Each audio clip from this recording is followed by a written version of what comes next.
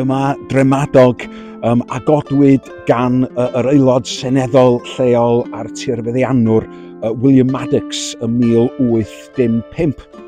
Ar ôl iddo adennill traeth mawr neu aber afon Glaslyn o'r môr trwy adeiladu y cob.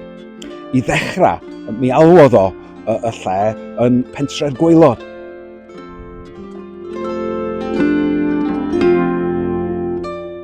Mi gododd o neuadd y dre mawreddog, sgwâr marchnad a thafarn yn y gobaith y bydda'r dre newydd yn dod yn fan aros ar y llwybr rhwng Llundain a Phortyn Llaen.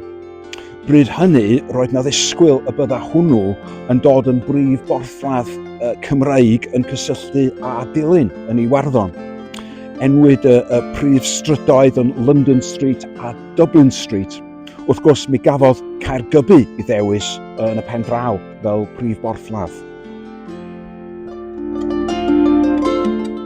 Fel rhan o'i gynllun, mi adeiladodd o eglwys yn yr arddull adfywiad gothig ar gyfer yr Anglicaniaid, sydd y tu ôl I fi, a chapel clasurol ar gyfer y Methodistiaid. Ganwyd T.E. Lawrence of Arabia yma ym 1888. Mi adeiladodd Maddox I dre newydd ychydig islawr clogwyni mawreddog, Craig y Castell ac Allt Wen, sy'n darparu cefndir syfrdanol i'r dre ac sy'n denu dringwyr o bell ac agos.